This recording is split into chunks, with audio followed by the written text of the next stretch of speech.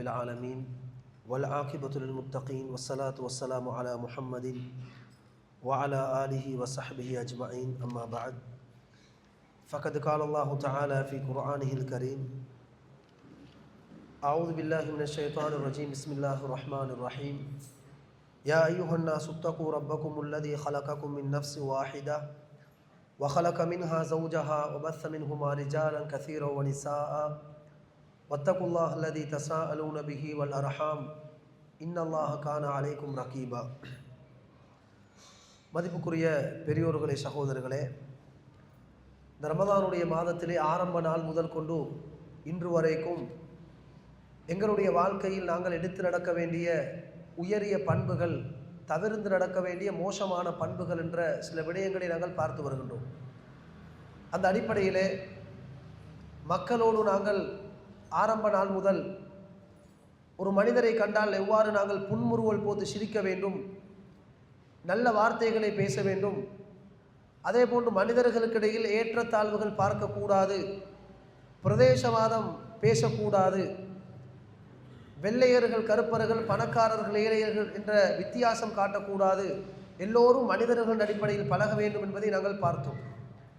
நேற்றைய தினம் நபி சுலைமான் அலைஹிஸ்ஸலாம் அவர்களுடைய காலத்திலே இடம்பெற்ற ஒரு சம்பவத்தை நாங்கள் படித்து, அல்லாஹ் தங்களுக்கு அருட்கொடைகளை தந்தால் அடிக்கொரு முறை அதை ஞாபகப்படுத்தி அல்லாஹ்வுக்கு நன்றியோடு வாழ வேண்டும் என்ற அந்த நல்ல உயரிய குணத்தை பற்றியும் நாங்கள் பார்த்தோம். இன்றைய தினம் அல் குர்ஆனிலே சூரத்துல் கஹ்ஃபினுடைய 18வது அத்தியாயம் 32வது வசனத்திலிருந்து அல்லாஹு தஆலா ஒரு சம்பவத்தை சொல்கிறார். இந்த சம்பவத்திலிருந்து நாங்கள் படிக்கப் போகின்ற ஒரு நல்ல குணம் என்னவென்றால், எங்களுக்கு அல்லாஹு தஆலா இந்த உலகத்தில் வாழுகின்ற காலத்திலே எவ்வளவு அளவில்லாமல் பொருளாதாரத்தை சொத்துக்களை தந்தாலும் அவைகள் அனைத்தும் அல்லாஹுடைய ஏற்பாட்டின் பிரகாரம் தான் அல்லாஹ் நமக்கு தருகிறான். அவைகளை வைத்து நாங்கள் அல்லாஹுவை மறந்து பேசிவிடக்கூடாது என்ற பாடத்தையும், பெருமை அடிக்கக்கூடாது என்ற பாடத்தையும் நாங்கள் இன்றைய தினம் இந்த வரலாற்றினூடாக நாங்கள் படிக்கப் போகின்றோம். அல்லாஹு தஆலா நபியை பார்த்து வத்ரிப் லஹும் மஸலர் ரஜுலைன், நபியை நீங்கள் 2 மனிதர்களை பற்றி நீங்கள் அவர்களுக்கு சொல்லுங்கள், இந்த உதாரணத்தை அந்த மக்களிடத்திலே சொல்லி விளங்கப்படுத்துங்கள் என்று 2 பேரை பற்றி அல்லாஹ் இந்த சம்பவத்தை ஸ்டார்ட் பண்ணுறான். வத்ரிப் லஹும் மஸலர் ரஜுலைனி ஜஅல்னா லி அஹதிஹிமா ஜன்னத்தைனி மின் அனாபின். அல்லாஹ் 2 பேரை பற்றி ஒரு அழகான சம்பவத்தை சொல்கிறான். 2 பேர் இருந்தாங்க. அதில் ஒருத்தர் அல்லாஹ்வுக்கு இணை வைக்கிற ஒருத்தராக இருந்தார், இன்னொருத்தர் நல்லொரு முஸ்லீமாக நல்லொரு மனிதராக இருந்தார். இந்த 2 பேரில் யார் அல்லாஹ்வை மறுத்து நிராகரித்து கொண்டிருந்தாரோ அவருக்கு அல்லாஹு தஆலா ஒரு செல்வத்தை கொடுக்குறான். எப்படியான ஒரு செல்வம் என்றால், ஜன்னத்தைனி மின் அனாபின், 2 தோட்டங்களை கொடுக்குறான். முழுக்க முழுக்க அது கிரேப்ஸ் தோட்டம், ஃபுல்லாகவே திராட்சை தோட்டம். வஹஃபஃப்னாஹுமா பினஹ்லின். இப்போ நீங்கள் கற்பனை பண்ணி பாருங்கள், அல்லாஹ் இந்த குர்ஆனில் சொல்கிற அந்த அழகான அந்த ஸ்டைலுக்கு அந்த தோட்டம் எப்படி இருந்துச்சுன்றதை அல்லாஹ் ஃபஸ்ட்டுக்கு வர்ணிக்கிறான். மின் அனாபின், திராட்சை தோட்டங்கள் 2களை நாங்கள் கொடுத்தோம். அந்த திராட்சை தோட்டம் எப்படி இருந்துச்சுன்னால் வஹஃபஃப்னாஹுமா பினஹ்லின், அந்த திராட்சை தோட்டங்களை சூழாக பேரிச்சம்பழ மரங்களும் இருந்துச்சு. வஜஅல்னா பைனஹுமா ஸர்ஆ, அந்த 2க்கும் இடையில் ஏனைய விவசாயங்களும் இருந்துச்சு. அது எப்படி கற்பனை பண்ணலாம்? ஃபஸ்ட்டுக்கு அப்படியே திராட்சை தோட்டங்கள் அப்படியே படர்ந்து கொண்டு இருந்துச்சு. அதுக்கு பின்னால் ஈச்சப்பழ மரம், பேரிச்சை தோட்டங்கள் எல்லாம் இருந்துச்சு. அந்த அந்த பேரிச்சம்பழ தோட்டத்துக்கும் அந்த கிரேப்ஸ் தோட்டத்துக்கும் நடுவில் ஏனைய விவசாயங்கள் இருந்துச்சு. அப்படின்னா ஏனைய மரங்களும் இருக்குது. அப்போ எவ்வளோ அழகான ஒரு தோட்டம் அல்லாஹ் குர்ஆன் இந்த அளவுக்கு வர்ணிக்கிறான். அது மட்டுமல்ல, கில்தல் வஜஅல்னா பைனஹுமா ஸர்ஆ கில்தல் ஜன்னத்தைனி ஆத்தத் உகுலஹா வலம் தظلم மின்ஹு ஷைஅன். அந்த 2 தோட்டம், இப்போ நான் சொல்கிறது இந்த இந்த கிரேப்ஸ் தோட்டம், அதனை சுற்றி பேரிச்சம்பழம், அதுக்கு நடுவில் ஏனைய மரங்கள், இது மாதிரி 2 இருந்துச்சு. இது மாதிரி 2 தோட்டம் அல்லாஹ் சொல்கிறான் குர்ஆனில். இந்த தோட்டங்கள் 2ம் வலம் தظلم மின்ஹு, பழங்களை கொடுத்து கொண்டே இருந்துச்சு. ஆத்தத்து குலஹா, எந்த ஒரு பஞ்சமும் இல்லை. கிரேப்ஸும் அறுவடை செய்வாங்க, பேரிச்சம்பழமும் செய்வாங்க, ஏனைய விவசாய அந்த மரங்கள் இருந்து தேவையான எல்லா ஃப்ரூட்ஸுகள் எல்லாத்தையும் கொடுத்து கொண்டே இருந்துச்சு. வலம் ததலையும் மீனும் எந்த ஒரு குறையும் இல்லை. வஃபஜ்ஜர்னா ஹிலாலஹுமா நஹரா, அந்த ரெண்டு தோட்டத்துக்கும் நடுவில் அழகான ஒரு ஆறொன்றும் ஓடிச்சு. இப்போ கற்பனை பண்ணுங்க எவ்வளோ அழகாக இருக்கும். தோட்டங்கள், ரெண்டு தோட்டத்துக்கு நடுவில் ஆறு போகுது, அதுக்கடையில் மரங்கள் இருக்குது, அதுவும் எந்த நேரமும் பார்த்தாலும் காய்கள் தொங்கிக் கொண்டு இருக்குது, எந்த குறையும் இல்லாமல் அந்த தோட்டம் பழங்களை கொடுத்து கொண்டே இருக்குது. இந்த தோட்டம் யாருக்கு கொடுக்கப்பட்டுச்சுன்றால் அந்த ரெண்டு பேர் ஒரு ஆளுக்கு, அல்லாஹ்வும் மறுக்கிற ஒரு ஆள். வகான லஹு சமருன், அது மட்டுமல்லாமல் இன்னும் நிறைய பழங்களும் இருந்துச்சு. இப்படி எல்லாம் இருக்கக்கூடிய இந்த அருட்கொடைகளை பார்த்து கொண்டு ஒரு ஆள் அடுத்தவரை பார்த்து, அல்லாஹ்வும் மறுக்கிற ஒரு ஆள் நல்ல முஸ்லிமை பார்த்து என்ன சொன்னார் தெரியுமா? ஃபகால லிசாஹிபிஹி வஹுவ யுஹாவிருஹு அன அக்ஸரு மின்க மாலன் வ அஅஸ்ஸு நஃபரா. அவர் சொன்ன வார்த்தை பாருங்க, சிம்பிளான ஒரு வார்த்தை. சும்மா அப்படி கேஷுவலாக பேசிக்கொண்டிருக்கக்கூடிய குர்ஆன் நல்லா பேச வஹுவ யுஹாவிருஹு, சும்மா அப்படி பேசிக்கொண்டிருக்கக்கூடிய சொல்றார். அன அக்ஸரு மின்க மாலன், உன்னை விட என்னட்ட சல்லி கூட இருக்குது, இவ்வளவுதான் சொன்னது. உங்களை விட எனக்கிட்ட பணம் இருக்குது, பபலதன், அதே மாதிரி உங்களை விட கூடுதலாக பிள்ளைகளும் எனக்கு இருக்குது அப்படின்னா. இரண்டு முக்கியமான செல்வங்களை பற்றி அந்த இடத்துல பெருமையோடு பேசிட்டார். உங்களை விட என்கிட்ட சல்லி இருக்குது, உங்களை விட பிள்ளைகளும் என்கிட்ட இருக்குது அப்படின்னு. இந்த வார்த்தையை நாங்கள் கொஞ்சம் விளங்கிட்டு போவோம். உண்மையில் நாங்கள் யாரும் சில சும்மா நின்று கொண்டு மக்களை பார்த்து, மக்களை உங்களுக்கு தெரியுமா உங்களை விட என்கிட்ட சல்லி இருக்குதுன்னு யாரும் சொல்ல மாட்டாங்க. சொன்னால் பைத்தியம்னு போயிடுவாங்க. இப்போ நீங்கள் கூட இன்னொருத்தர்கிட்ட அப்படி உனக்கு தெரியுமா உடைய விட என்கிட்ட சல்லி இருக்குதுடா சும்மா சொல்லுவீங்களா? சொல்ல மாட்டீங்க. ஆனால் ஒரு கட்டம் வரும் சொல்கிறேன். எந்த கட்டம்ண்டா சின்ன வாய்த்தக்கம் வந்துன்னு வைங்களே, ஏதோ ஒரு பிஸ்னஸில் பிரச்சனை, ஏதோ ஒரு வாய்த்தக்கம் வரும். அப்போ நாங்கள் ஏசக்குள்ளே சொல்லுவோம், அவர் நினச்சி குடிக்கிற அவர் தான் பெரிய சல்லிக்காரன், அவனை வாங்குற அளவுக்கு என்னென்ன சல்லிக்கணும் தெரியுமா? அவன் வாப்பட இந்த அதை விட எனக்கிட்ட சல்லி இருக்கு, எங்கட வாப்பா கிட்ட சல்லி இருக்குதுன்னுவான். ஏதோ ஒரு கட்டத்தில் வச்சு ஏதோ உங்களை சீண்டுகின்ற நேரம், உங்களுக்கு ஒரு மனஸ்தாபம் வருகிற நேரத்தில் நீங்கள் நேரடியாக அவர்கிட்டயோ இல்லாட்டி நேரடியாக ஃபோன் பண்ணி பேசுவாங்க. நீ நினைக்காத இன்றைக்கு நேற்று நீ உனக்கு சல்லி வரப்பேது நீ தான் பணக்காரன், உன்னை விட 1000 மடங்கு எனக்கிட்ட சல்லி இருக்குதுன்னுவான். உனக்கு எந்தையும் செஞ்சு காட்டும். சில டைமில் ஷைத்தான் அந்த வார்த்தை எங்களோட வாயால் வெளியே வர வைக்கிறதுக்கு சில சிச்சுவேஷன்களை அமைச்சு தாரது, சில முரண்பாடுகள் எல்லாம் அந்த ஷைத்தான் உருவாக்கி விட்றது எங்களோட வாயால் அந்த வார்த்தையை வெளியே கொண்டு வரது.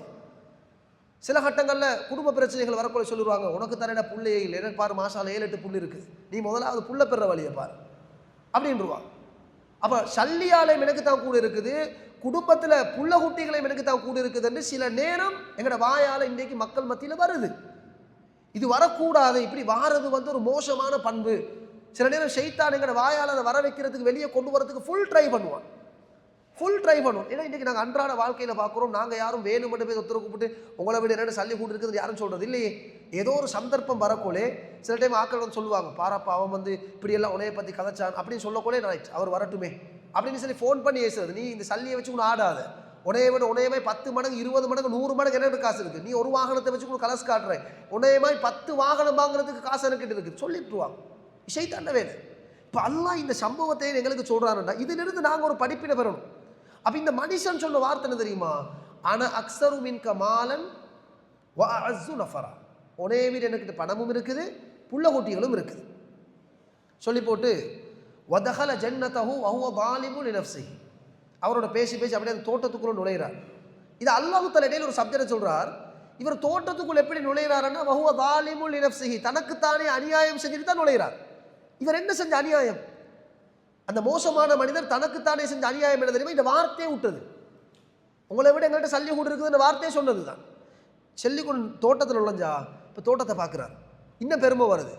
திரும்ப சொல்றார், மா அதுன்னு அன் தபீதஹாதிஹி அபதா. தோட்டத்தை பார்த்து அடுத்த பட்டு சொல்கிறார், இந்த தோட்டத்தை பார்க்கக்குள்ள நான்டா நினைக்க மாட்டேன், இந்த ஜெம்மத்துக்கும் பெங்கட வாசல் சொல்றதுனால அபதாண்டா ஜெம்மத்துக்கும் இந்த தோட்டம் அழியாது. கிரேப்ஸ் தோட்டம் இருக்குது, அதுக்கடையில் ஏனைய மரங்கள் இருக்குது, அதை சுற்றி அதுக்கு அங்கே அந்த பேரீச்சம்பழ தோட்டம் இருக்குது, இடைக்கு அது மாதிரி 2 இருக்குது, நடுவில் ஒரு ஆரம் ஓடுது, எவ்வளோ அழகான காட்சி.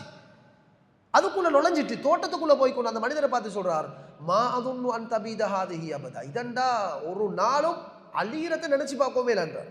அது மட்டுமல்ல, இன்னொன்று சொல்கிறாரு, வமா அதுன்னு சாஅத காயிமத்தன், மறுமை நாள் நீங்கள் சொல்கிறீங்க தானே, அது வாரதை நான் ஏற்றுக்கொள்ள மாட்டேன். எனக்கு இப்போ துனியாட மோகம் ஆகணும், பணம் இருக்குது, சொத்து இருக்குது, செல்வம் இருக்குது, போதாது கண் முன்னால் பெரும் பெரும் தோட்டங்கள் இருக்குது, விவசாயம் இருக்குது, அப்போ அழகு பார்க்கறதுக்கு அழகான காட்சி, இதெல்லாத்தையும் கண்ட உடனே இவன் சொல்லிட்டான், இது ஒரு நாளும் அழியவும் அழியாது. அது மட்டுமல்ல, நீங்க மறுமை நாளை பயந்துக்கோங்க, மறுமை நாளை பயந்துக்கோங்க சொல்றீங்க தானே, அந்த மறுமை நாள் வரும் என்பதை கூட நான் நினைக்க மாட்டேன். சரி, நீ சொல்ற மாதிரி அப்படித்தான் மறுமை நாள் வந்தனவேயே ஒரு ஆர்கியூமெண்ட் பண்றார்.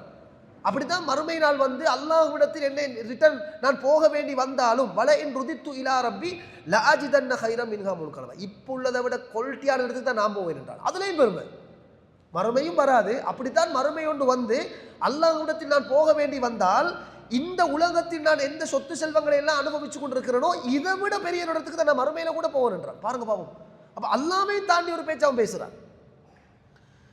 காலலஹு சாஹிபுஹு வஹுவ யுஹாவிருஹு, அந்த நல்ல மனிதர் இவரை பார்த்து சொல்றது, இவர் பேசினது எல்லாத்தையும் கேட்டுக்கொண்டு சொல்றார், அக்கஃபர்த பில்லதி ஹலகக மின் துராபின். இவர் சொல்றது எங்களுக்கு ஒரு பாடம். இவ்வளோ எல்லாம் பேசுறீங்க தானே நீங்க, அக்கஃபர்த பில்லதி ஹலகக மின் துராபின் சும்ம மின் நுத்ஃபத்தின், மண்ணால உங்களை படைச்சிருக்கிற அல்லாஹ், அதுக்கு பிறகு வந்து அந்த இந்திரிய துளியால தான் உங்களை படைச்சிருக்கிறது அல்லாஹ். இப்படி ஆகவே அது ஒரு ஒரு பொருள்ல இருந்துதானா உன்னையெல்லாம் படைச்சிருக்கிற அல்லாஹ், இந்த ரப்புல் ஆலமீனை நீ மறுக்கிறாய், இவனை மறந்து நீ பேசுறாயான்னு இவர் நல்ல மனிதர் அவருக்கு அட்வைஸ் கொடுக்குறார். சும்மா சௌவாக்கிறது சும்மா இல்லை, மனிதர்களுடைய அடிப்படை வந்து மண்.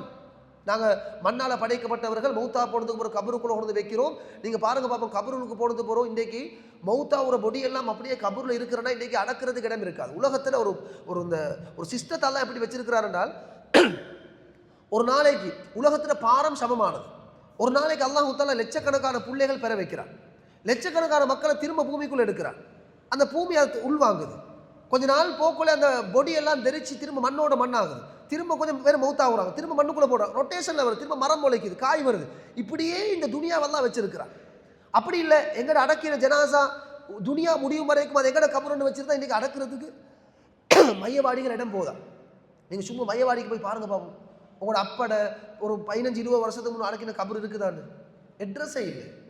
தோண்டி பாருங்க பாப்போம், ஏதாவது இருக்குதா? ஒன்றும் இல்லை. அதுக்கு பிறகு ஒரு நீங்கள் போய்த்து உங்களோட அப்பட கபருன்னு அந்த இடத்துல நீங்கள் துவா கேட்டுக்கொண்டிருப்பீங்க, அந்த இடத்துக்கு இன்னொரு 4 பேர் வருவான், எங்கட வாப்பாண்டுவா, எங்கட மாமாண்டுவா, எங்கட அப்பா இங்கே தான் அடக்கம் செய்யப்படி. அது வந்து 20 வருஷத்துக்கு முன்னுக்கு, எங்கட அடக்கின ஒரு 10 வருஷத்துக்கு முன்னுக்கு, எங்கட ஒரு 5 வருஷத்துக்கு முன்னுக்கு.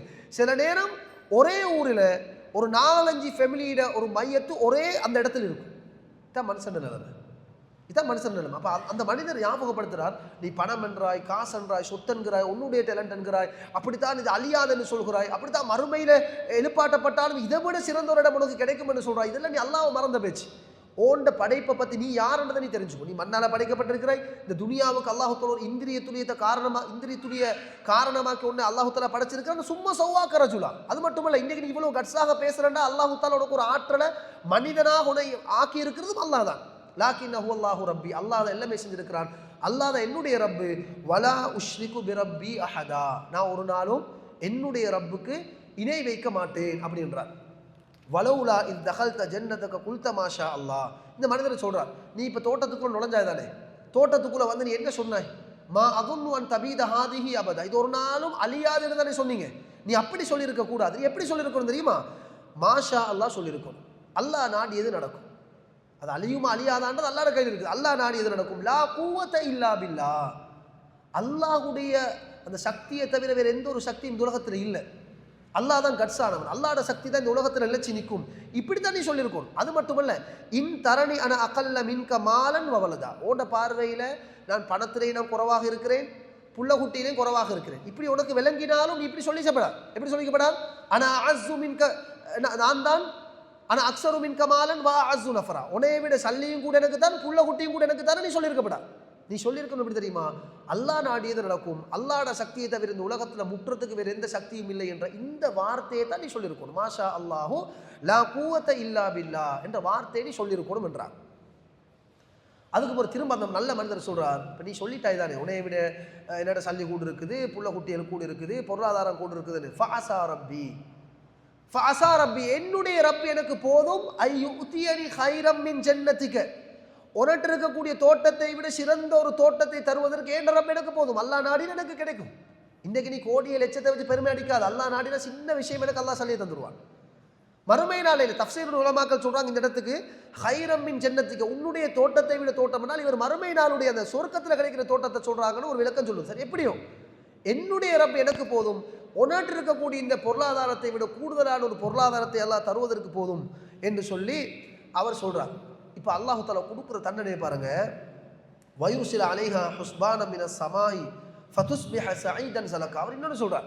இப்படி அல்லாஹ் மறந்து தானே பேசுகிறார். அல்லாஹ் நினைச்சண்டா வானத்திலிருந்து பெரிய ஒரு சத்தத்தோட மலை எல்லாத்தையும் அனுப்பி இந்த தோட்டத்தை எல்லாம் அழிச்சு அதே மாதிரி தோட்டத்தை தலைகீழாக பிரட்டுறதுக்கும் அல்லாஹ்க்கு சக்தி இருக்கிறது அப்படின்னு ஒரு வார்த்தையை சொல்லிட்டு போயிட்டாங்க.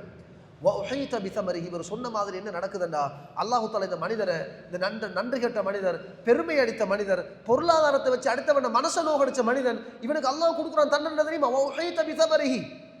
எல்லா தோட்டம் துறவு எல்லாத்தையும் அல்லாஹு தஆலா அப்படியே தலைகீழாக மாத்துறான், அழிச்சு போடுறான். ஃபஅஸ்பஹ யுகல்லிபு கஃபைஹி அலா மா அன்ஃபக ஃபீஹா. இந்த ஃபஅஸ்பஹ யுகல்லிபு கஃபைஹி என்ன, ரெண்டு கஃப்ன்றது இந்த துண்டு. இப்போ நாங்கள் இந்த கையை பிசைஞ்சு கொடுறதுன்றது ஒரு நஷ்டம் போனால் தட்டை மாறும். இப்படி கையை இப்படி முறுக்கி கொண்டு சிலாக்கள் கை ரெண்டு தலையில் இப்படி வைப்பாங்க, என்னதான் நடந்துட்டு டென்ஷனில் தட்டை மாறுவாங்க. இப்போ அல்லாஹ் தஆலா அந்த மனிதன் அந்த லைவ் எங்களுக்கு சொல்லி காட்டுறான். தோட்டம் போய் பார்க்குது, தலைகீழாக பிறண்டு இருக்குது, எல்லாமே அழிஞ்சிருக்குது, பார்த்த மாதிரி தோட்டம் இல்லை, இவன் நினைச்ச மாதிரி தோட்டம் இல்லை, எல்லாம் அழிக்கப்பட்டிருக்குது. ஃபஅஸ்பஹ யுகல்லிபு கஃபைஹி அலா மா அன்ஃபக ஃபீஹா. அதுக்கு எவ்வளவு செலவழிச்சிருப்பான் அந்த தோட்டத்தை உருவாக்குறதுக்கு. அதை நினைச்சு அவன் தடமாறுகிறான். வஹிய ஹாவியத்துன் அலா உருஷிஹா. இப்போ சொல்றான் வயகூலு யா லைதனி லம் உஷ்ரிக் பிரப்பி அஹதா.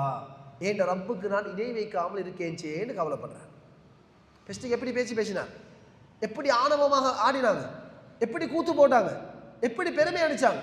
வலம் தகுல்லஹு ஃபிஅத்து யன்சுருனஹு மின் தூனில்லாஹ். அவருக்கு அல்லாஹ்வை தவிர அந்த டைமுக்கு உதவி செய்யறதுக்கு வேற யாருமே இல்லைந்தான், வேற யாரும் இல்லைந்தான்.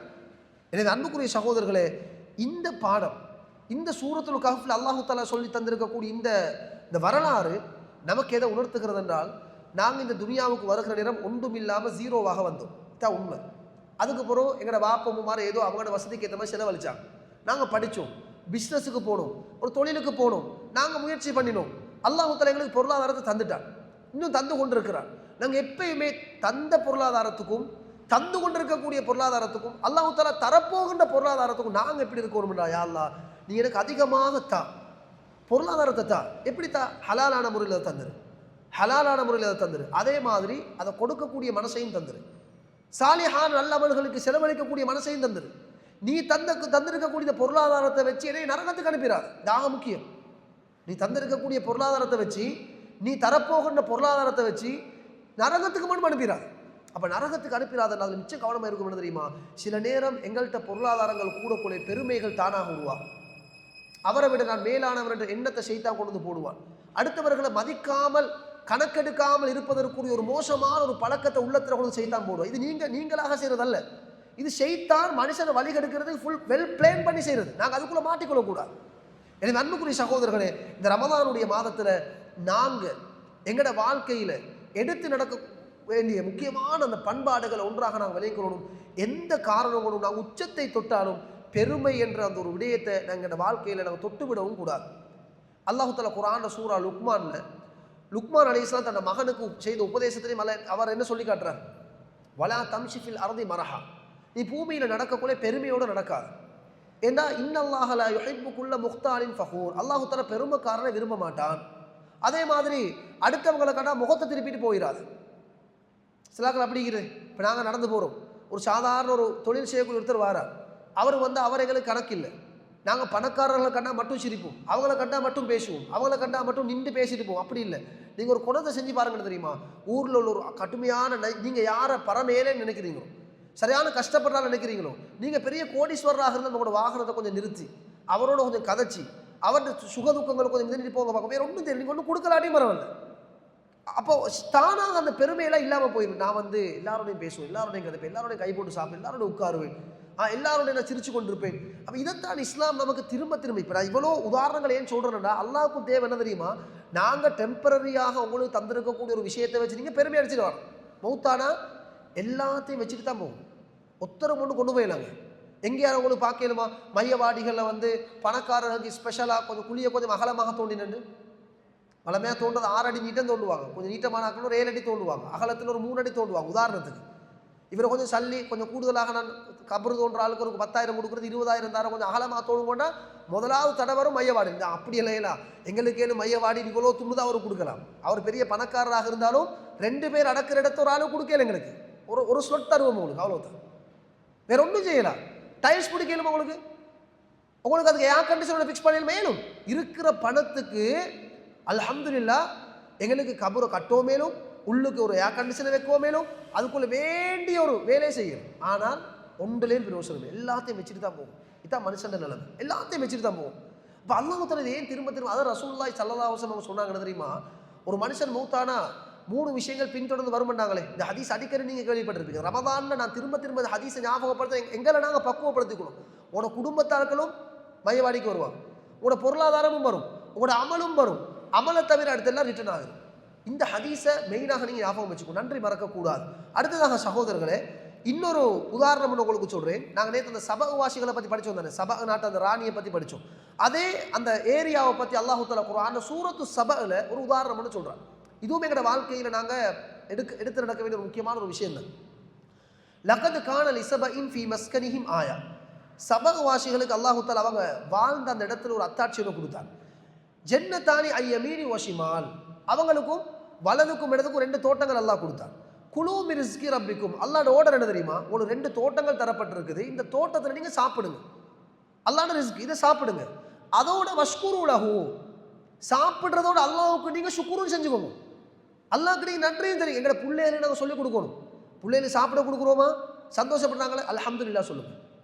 சாப்பிட்டு முடிஞ்ச ஒரு துவாவை பிள்ளைகளுக்கு பாடமாக்கி கொடுங்க, துவா அர்த்தத்தை பாடமாக்கி கொடுங்க. ஏன்னா அந்த பிள்ளைகளுக்கும் காட்டணும், வாப்பை வந்து சும்மா கொண்டு வந்து சாப்பிட்றதுக்கு தரதில்லை, ஒரு உடுப்பு வாங்கி தரது வாப்பை சும்மா கொண்டு வாங்கி தரதில்லை. இது வந்து அல்லாஹ் எங்களுக்கு தந்திருக்கக்கூடிய கிஃப்ட். இது நீங்களும் அல்லாஹ்க்கு நன்றி செலுத்துங்க. மனைவிமார்களுக்கு அந்த வருத்தத்தை விளங்கப்படுத்துங்க. இது வந்து நான் சும்மா சம்பாரிச்சு ஏண்ட டேலண்ட்டை கொண்டு வந்ததில்லை, நீங்கள் அல்லாஹ்க்கு நன்றி செலுத்துங்க. சின்ன பிள்ளைகளுக்கு அந்த சின்ன மனசில் அந்த அல்லாஹ்வுடைய அந்த ஏற்பாட்டின் பிரகாரம் தான் ரிஸ்க் எங்களுக்கு கிடைக்குது என்ற நல்ல உயரிய பண்பை, அந்த நம்பிக்கையை பிள்ளைகள் உள்ளத்தில் கொடுத்துருங்க. அப்போ அந்த பிள்ளைகள் நாளைக்கு வளரக்கூடிய அல்லாஹ்வை மறக்காமல் இந்த உலகத்தில் வாழ்வாங்க. பாருங்க, அல்லாஹ்வோட ஆர்டர் என்ன தெரியுமா, 2 தோட்டங்கள் தரப்பட்டிருக்குது, இதில் நீங்கள் சாப்பிடுங்க, அதோட அல்லாஹ்வுக்கு நன்றி செலுத்துங்க. பல்தத்துன் தையிபா, அல்லாஹ் தஆலா குர்ஆன்ல எந்த ஒரு சொல்லையும் வீணாக சொல்றது இல்லை, பின்னுக்கால ஒரு சப்ஜெக்ட் நடக்க போகுது. அதனால தான் அல்லாஹ் தஆலா சொல்றான், இந்த சப ஏரியாக்கு தானே பல்தத்துன் தையிபத்துன், அழகான ஒரு ஏரியா, அழகான ஒரு ஏரியா. வரப்புன் கஃபூர், இன்னொன்று சொல்றான், உங்களோட ரப்பு பாவத்தை மன்னிக்க கூடியவன்னு சொல்றான். சரி, சப என்ற ஏரியா அழகான ஒரு ஏரியா. அப்போ பாருங்க, 2 தோட்டம் கொடுக்கப்பட்டிருக்குது, பழங்கள் இருக்குது, எல்லோரும் சாப்பிட்றதுக்கு எல்லோரும் சாப்பிட்டாங்க. ஆனால் இந்த மக்கள் செஞ்ச பிழை என்ன தெரியுமா, தோட்டத்திலிருந்து சாப்பிட்டாங்க, அல்லாஹ்க்கு நன்றி செலுத்துவதை மறந்து விட்டார்கள். நன்றி செலுத்துவது மறுத்தார்கள். அல்லாஹ் கொடுக்குறான் தண்டனை என்ன தெரியுமா, ஃபஅர்சல்னா அலைஹிம் ஸைலல் அரிமி, அந்த 2 மலைகளுக்கு இடையில் அவங்க அணைக்கட்டெல்லாம் கட்டி வச்சிருந்தாங்க. அந்த அணைக்கட்டு எல்லாத்தையும் உடைச்சி பெரிய ஒரு வெள்ளத்தை அனுப்பி, வபத்தல்நாஹும் பிஜன்னத்தைஹிம் ஜன்னத்தைனி, அந்த 2 தோட்டங்களையும் அல்லாஹ் தஆலா தலைகீழாக மாத்துறான்.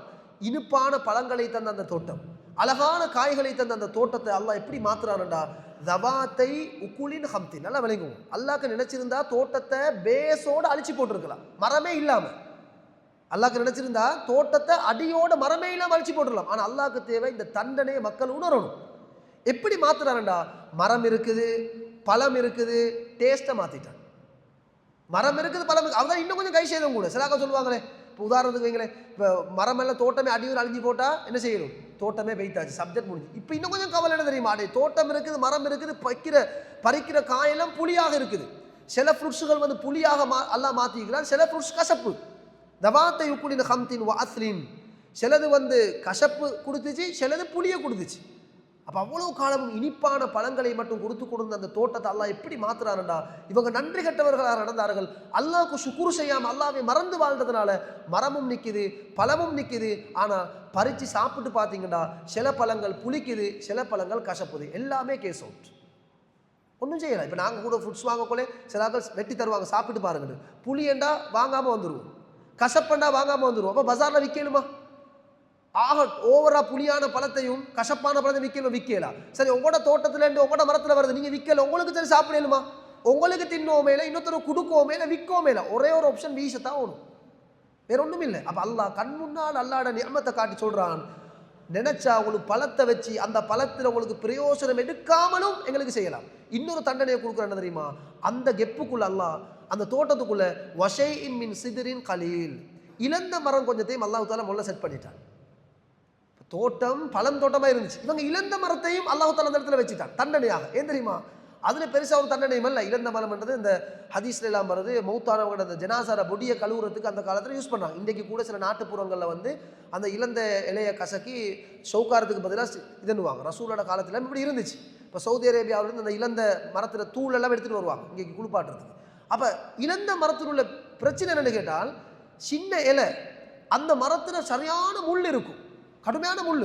இந்த அன்றாதபுரம் வவுனியா பகுதிகளில் இன்றைக்கும் இந்த இழந்த மரம் இருக்குது. நீங்கள் போனால் பாருங்கள், அது வந்து சரியான முள். இழந்த மரம் நிறைய பேர் விரும்புகிறல வீட்டில் மிச்சமாக நாட்டுறதுக்கு. இங்கே யாரும் தோட்டத்தில் ஒரு மூலையில் உண்டை வைப்பாங்க, தேவைப்பட்டா ஜனாசாக்கள் வந்தால் தேவைப்படும் என்று நாட்டுப்புறங்களில். இப்போ அல்லாஹ் கொடுக்குற தண்டனை என்ன தெரியுமா? அழகான தோட்டத்துலுக்கு வஷைஇம் மின் சிதரின் கலீல், கொஞ்சம் போல இழந்த மரத்தையும் அல்லாஹ் உருவாக்கிட்டான் அந்த இடத்துல. இப்போ நீங்கள் செஞ்சு பாருங்க பாப்போம். பழத்தை பிச்சா புளி, இன்னும் கொஞ்சம் பழத்தை பிச்சா கசப்பு. அங்கே தோட்டத்தில் பசன்னு பார்த்தா இல்லை, சைக்கிளில் முள்ளு மரம். இவருக்கு ஃபன்னு எடுக்கல, அங்கே தோட்டத்தில் இடைக்கிற வந்து இந்த இழந்த மரத்தை வச்சுட்டானே அல்லாஹ் தாலா கொடுத்தான் தண்டனை, பார்த்திருக்க தண்டனை கொடுத்தான். அன்புக்குரிய சகோதரர்களே, இப்போ அல்லாஹ் கேட்குறான்னு தெரியுமா? இது எல்லாத்தையும் செஞ்சு போட்டு அல்லாஹ் கேட்குறான், தாலிக ஜஸைனாஹும் பிமா கஃபரு, இது நாங்கள் அவங்க நிராகரித்த வார்த்தைகளை யூஸ் பண்ணியதுனால, நாங்கள் சொல்கிறத கேட்காம அவங்களோட பாட்டுக்கு போடுறதுனால இது நாங்கள் கொடுத்த கிஃப்ட் அவங்களுக்கு. வஹல் நுஜாசி இல்லல் கஃபூர், நிராகரித்தவங்களுக்கு இப்படி கொடுக்காம வேற எப்படி கொடுக்கன்னு அல்லாஹ் கேட்குறான். இப்படி கொடுக்காம வேற எப்படி கொடுக்க? எனவே அன்புக்குரிய சகோதரர்களே, அல்லாஹ் குர்ஆன்ல ஒரு வார்த்தையை கூட, ஒரு சம்பவத்தை கூட சும்மா வீணாக சொல்லலை. எந்த சம்பவம் எங்களுக்கு படிப்பினையாக இருக்குதோ அதைத்தான் சொல்கிறான். எனவே நாங்கள் இந்த ரமலானை செலக்ட் பண்ணிருக்கக்கூடிய டாபிக் வந்து எங்களோட அகலாக்குகள், எங்களோட பண்பாட்டு ரீதியான மாற்றங்களை நோக்கி நாங்கள் முன்னுக்கு போகணும். நாங்கள் எல்லாரும் மனுஷன். சில நேரம் வந்து எங்களுக்கு அப்படி சில எண்ணங்கள் தோன்றலாம், மனுஷன் தானே, யாரும் இல்லைன்னு யாரும் தப்பி ஓடையலாம். இதுகளை படித்து கொண்டு நாங்களும் மனசில் வச்சு குறிப்பாக சொல்கிறேன், எங்களோட மனைவிமார்களுக்கு இதை சொல்லுங்க, பெண்களுக்கு சொல்லிக் கொடுங்க, பிள்ளைகளுக்கு சொல்லிக் கொடுங்க. ஏன்னா சில பிள்ளைகள் போய் சொல்லுவாங்க தெரியுமா, பிள்ளைகளுக்கு பேசி கொடுக்கணும், எங்களோட வாப்பாட்டிக்கிற சளி உங்களோட வாப்பாட்டி இல்லையே. சில பிள்ளைகள் பேசுவாங்க, எங்களோட வாப்பாக்கிற வேண்டிய எங்கள்கிட்ட லட்சத்தில் சளிக்கு எங்களுக்கு அதிக, அடுத்த பிள்ளைகள் கவலைப்படுவாங்க. அப்போ நீங்கள் பிள்ளைகள்கிட்ட சொல்லிக் கொடுக்க முடியாது. நீங்கள் பாருங்கள், வாப்பாட்ட இந்த சளி இருக்குது, ஆனால் நீங்கள் அடுத்தாக்கள் அப்படி பேசப்படாது. எல்லாரும் மனிதர்கள், உங்களால் முடியும் நீங்கள் ஹெல்ப் பண்ணுங்க, பிள்ளையை போட்டு உதவி செய்ய வைங்க. இது அல்லாஹ்வின் புறத்திலிருந்து தந்தது என்ற தகவலை பிள்ளைக்கு கொடுத்துரும். எனவே அன்புக்குரிய சகோதரர்களே, இந்த ரெண்டு சம்பவங்களும் சூரத்துல் கஹ்ஃபிலே நாங்கள் படித்த அந்த ரெண்டு மனிதர்களுடைய சம்பவம், இந்த சூரத்து சபகிலே நாங்கள் இப்பொழுது வாசித்து காட்டி இந்த சம்பவம் ரெண்டுமே நமக்கு எதை உணர்த்துகிறது என்றால், எங்களுக்கு இந்த துனியாவில் அல்லாஹு தாலா எந்த அருட்கொலைகளை தந்தாலும் நாங்கள் அதுக்குரிய நன்றியை மறக்காமல் நாங்கள் என்ன செஞ்சிடணும், கொடுத்துடணும். அதே மாதிரி நான் கடைசியை ஞாபகப்படுத்திக் கொள்கிறேன், வளமையாக ஞாபகப்படுத்துறது, அல்லாஹ் எங்களுக்கு தந்திருக்கக்கூடிய பொருளாதாரத்திலிருந்து ஜகாத் என்ற அந்த 2.5% கணக்கு பார்த்து வெளியே கொடுத்துருங்கன்றதை ஓர்டர் இருக்குது. எனவே அதுவும் நாங்கள் அல்லாஹ் தந்திருக்கக்கூடிய பொருளாதாரத்துக்கு நாங்கள் பிரதி உபகாரம் செய்கின்ற ஒரு விஷயமாக இருக்கிறது. அது சரியாக நீங்கள் கணக்கு பார்த்து அதை நல்ல முறையில் ஒப்படைக்கிறோனும் என்ற தகவலை இந்த இடத்துல ஞாபகப்படுத்தி நல்ல அஹ்லாக்கோடு வாழ்ந்து மரணிக்கக்கூடிய பாக்கியத்தை நம் அனைவருக்கும் தந்தருள்வாராக. வாஹிரு தாவானா அல்ஹம்துலில்லாஹி ரப்பில் ஆலமீன். அஸ்ஸலாமு அலைக்கும் வரஹ்மத்துல்லாஹி வபரகாத்துஹு. சுப்ஹானக்கல்லாஹு வபிஹம்திக், அஷ்ஹது அல்லா இலாஹா இல்லா அன்த